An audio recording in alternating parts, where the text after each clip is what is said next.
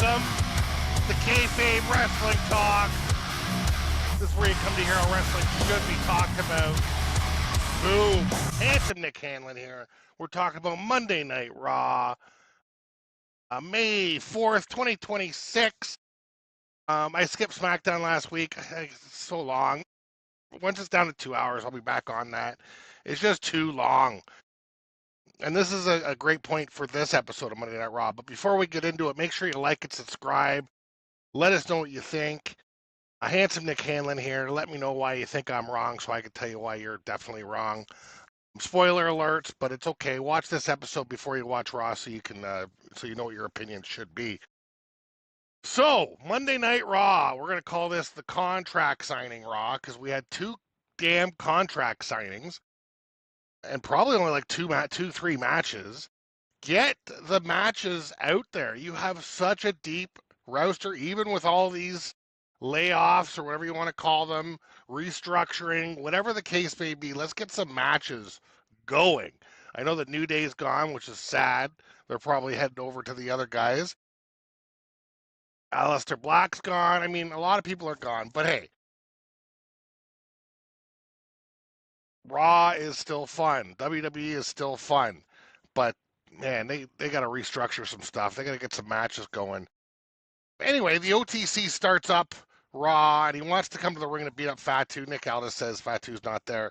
The whole cool thing about this is Seth Rollins and Roman Reigns had a little eye-to-eye just for a second, and Gorilla, as Seth Rollins is coming out, he just says, "Excuse me," and nice little Shield moment.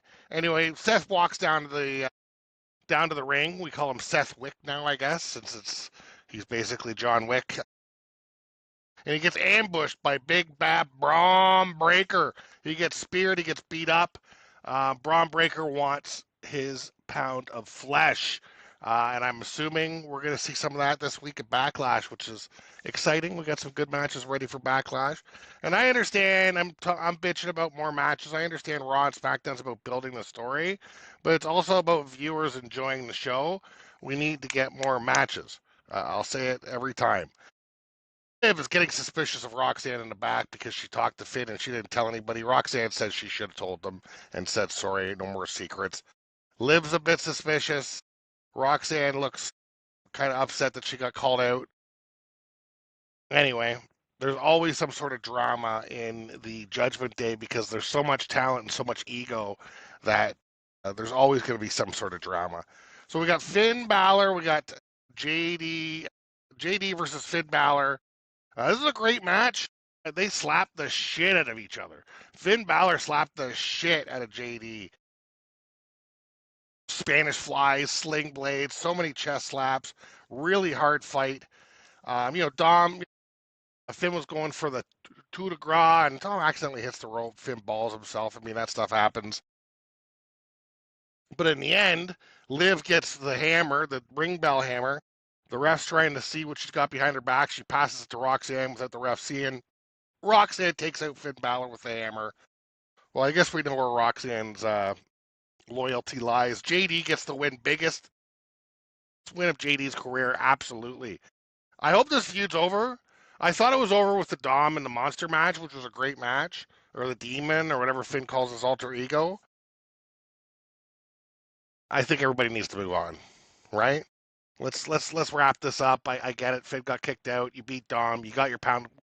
What else are you gonna do? What are you gonna fight? Liv? I mean, what's even happening right now? Anyway, it was a great match. I mean, we should see more matches with these two because they're so close. It's the common story of friend versus friend, no longer friends, of course. I mean, it was an awesome match, but like, let's get these guys doing some other things. All ego Ethan Page and Ruca versus Penta and Javon Evans. And hey, I'm all for it because it's a match. I mean, they're basically just putting everybody that's in the Intercontinental title and just having matches with them. They were doing that with like the tag team division a while ago, or if they're in the hunt, they're just kind of like doing like 4-way matches and all kinds of stuff. All ego Ethan Page looked amazing in this match. So did Rusev, so did Penta. This was a good match, incredible match. Everybody's all over the place, and of course, Javon Evans doing some, like he did a backflip out of the ring. or in the ring and landed on his feet. He must have been in 20 feet, 30 feet in the air. I mean, this guy can fly. Paige and Rusev win. Incredible match, though. You know, I'm so happy to see Rusev in more matches. Rusev needs to be pushed, and having him kind of feud with Javon Evans is really cool. Now we got All Ego, we got Penta. We got a real cool dichotomy of styles wrestling, and I love to see it. Sal Ruca joins Raw. First contract signing of the night. She's happy. She's about to sign, and she gets interrupted by Becky, who came down to just tear Adam Pearce a new one. She said this is supposed to be her time for a celebration of greatness. This is supposed to be her time to talk. Adam Pearce says, "Who told you this?" She said, "I don't know. Somebody told me, but somebody definitely told me." And, just chastises him for being bad at his job, which I don't disagree with. He is pretty bad at his job and just wants camera time. Anyway, so Ruca says, you're a big-headed, selfish bitch. Becky goes to punch Sol Ruca, accidentally punches Adam Pearce in the face. Holy crap, that was hilarious. And, Becky gets hit with the soul snatcher by Sol Ruca. Cool little segment. Her punching Adam Pearce was the highlight of the night. Adam Pearce was so mad. Oh, I loved it. Joe Hendry versus Austin Theory. Earlier Logan Paul wanted to get his hands on him, and Paul Heyman says, "Listen, you got to calm down a little bit. We're going to get Austin Theory in there first." Joe Hendry sings his Fire Logan Paul song again. The crowd singing with them. Logan Paul comes out just flipping out, just over angry. It's great. Logan Paul, and during this match, which is interesting, got more attention than Austin Theory. And Austin Theory was the one wrestling. Hendry looks good, does his pose, does his pose thing, and Logan Paul attacks him from behind. Can't take it anymore. Here comes the Street Profits. Come down because they want the Division's title. So they fight the Division.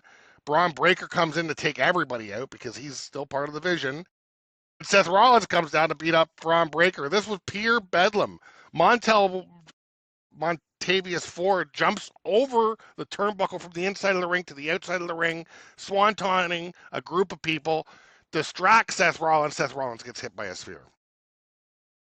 It was it was a chaotic end of match. It was, like I said, pure chaos, pure bedlam. So anyway, that was enjoyable.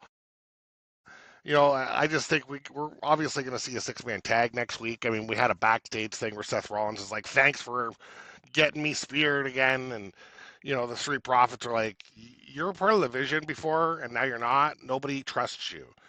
Seth tries to get him involved. Says, "Whether you like it or not, we're in the same fight right now against Division. We'll see what happens." I really do foresee, obviously, a Street Profits match versus Logan Paul and that other guy for their titles. And hey, Street Profits looking great. Can't deny it. Can't deny it. Oba Femi doing an Oba Femi Open challenge. Tazawa answers the challenge. As soon as he gets in the ring, looks up at Oba Femi and says, "Nope." Turns around, sends Otis in. Otis got some offense, but really this was just Oba Femi doing his thing. His running uppercut might be my favorite move in wrestling right now. It's simple. It's impactful. He also gets his sit-down powerbomb last ride thing. What's he call it? I don't remember what he calls it, but with a little help from the top turnbuckle, fall from grace, he puts Otis up on the top turnbuckle, turns him around, and does a sit-down powerbomb, wins the match. Oba Femi, 1-0 in the Oba Femi Open Challenge. We got Io Sky and Asuka sit down. And basically them just saying they're disappointed in each other. They can't trust each other. They're going to take each other out. Asuka mists Io Sky and just laughs about it. And everybody freaks out. And that was a pretty neat little segment between those two having a little sit-down conversation. Io Sky, she looks ready. She looks ready to get to the next level. And the next level would have to be taking Io Sky out. Original Americanos versus the other Americanos. Basically a promotion for the Mask versus Mask on YouTube May 30th at AAA. I'm really sick of this. Like, just keep this on AAA. Like, why does this have to be this whole? There's just too many of the same person in a match. I know AAA is liking it. I don't remember who wins. It wasn't a great match. They had Chad Gable had the American-made tag team in masks. I don't even know what's going on. I like. There's so many other things you can do, and you have this whole storyline in AAA. I know you're promoting it. There's other ways to promote it. And I know I was bitching earlier, but not enough matches, and this is a match, but it's so stupid. It's just so stupid at this point. OTC comes out to many, many fireworks for another contract signing on Raw. You know, Roman tries to give Fatu the guilt trip. Family doesn't death grip family. You know, you only do that death grip, you know, because he gave him the Tonga death grip last week on SmackDown or Raw, I forget, Raw. And Roman says that's only use that match when you're desperate. Well, Fatu says he's been desperate for a long time, and he wants to get that match. He wants to squeeze every dollar out of the company once he does get that championship belt, just like the company's been doing to his family for many years. Roman says he fights for generations of family. Fatu is just for himself. Fatu gets pretty sick of it and puts a death grip on Roman again. And I know he was fighting the solo side of the Samoan family last week on SmackDown. I saw some clips. Fatu is in the middle of two sides that want him to join him, but he just keeps beating them all up. Fatu is he's trying to make a name for himself without having to be part of the bloodline and having a boss. Because as much as Roman says to the Usos, oh, I want to work with you now. I don't want you to be under me. I mean, Roman hasn't changed a bit. I mean, people just cheer for him because he has so much lineage and respect, and that's great.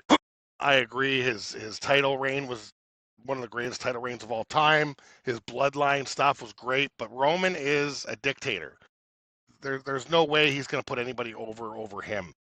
He can have as many people in there saying they're equals with him. Roman Reigns is going to always take the lead.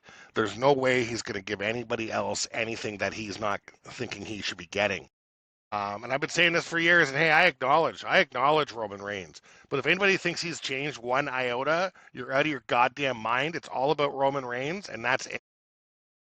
So Fatu is, in my opinion, not being shined up by this Samoan salesman, Roman Reigns.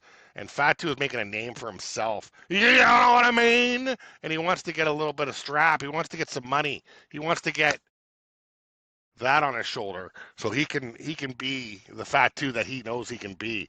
I mean, this guy's getting better and better every day. He's one of the scariest, one of the most talented wrestlers on the roster. It's not even close. Fatu's the man, or Fatu will be the man very soon. I said it here first, folks. Backlash, Fatu, new champion. Let's go! You know what I mean? Make sure you guys like and subscribe. Kayfabe Wrestling Talk. This is where you come to hear how wrestling should be talked about. My name's Handsome Nick Hanlon. Let's go!